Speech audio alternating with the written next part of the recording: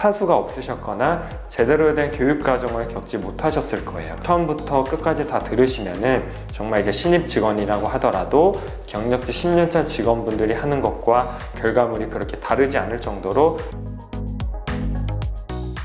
강의 기획 의도는 세 가지로 꼽을 수가 있을 것 같습니다. 첫 번째는 이제 개업 초기 세무사님인데요.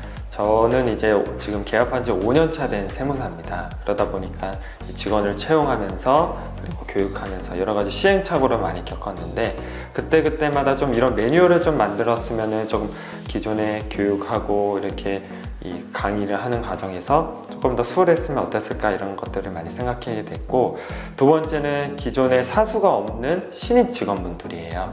저희 같은 경우에는 신입 직원만 채용하는 것을 원칙으로 하고 있는데 좋은 직원을 이제 신입 직원으로 맞이했을 때 그런 직원분들도 이제 훌륭한 직원으로 성장하기까지 조금 더 체계적인 교육이 필요하다고 생각을 해서 지금 그런 직원분들로 성장하기 위해서 신입 직원분들께서 꼭 들으셨으면 하는 강의로 저희가 생각을 하게 됐고, 세 번째는 기존에 경력직으로 입사하셨던 분들도 이 강의를 수강하시면 좋을 것 같은데 그분들도 마찬가지로 사수가 없으셨거나 제대로 된 교육 과정을 겪지 못하셨을 거예요. 그렇기 때문에 여기저기 물어보시기도 하고 인터넷에 찾아보시기도 하고 그러면서 이제 지금까지 업무를 수행했는데 혹시나 업무를 진행하는 과정에서 내가 놓치고 있는 것은 없나, 조금 더 효율적으로 처리할 수 있는 일은 없던가, 이런 것들을 제가 강의에서 설명을 해드리게 될 겁니다. 강의 제목 자체가 신입 직원도 경력직 10년차처럼 일할 수 있는 업무 매뉴얼이라고 강의 제목을 지었는데요.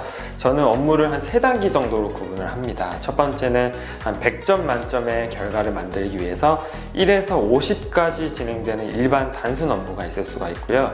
한 50에서 80 정도까지 진행되는 심화 업무, 그리고 80에서 100점 정도 진행되는 것들은 최종 업무라고 해서 한 80에서 100 정도 업무는 이제 세무사가 결정을 해야 되거나 조금 더 정말 경력이 있는 분들이 조금 더 본인의 노하우로 결정을 해야 되는 업무라 생각을 하고, 이 강의의 기획 의도 자체는 일반 업무, 단순 업무부터 심화 업무까지 1에서 80점 정도까지의 이 점수를 맞기 위한 그 결과물을 창출하기 위한 그 내용을 모두 포함하고 있기 때문에 아마 처음부터 끝까지 다 들으시면은 정말 이제 신입 직원이라고 하더라도 경력직 10년차 직원분들이 하는 것과 결과물이 그렇게 다르지 않을 정도로 이제 업무를 수행할 수 있는 그런 수준이라고 생각을 합니다.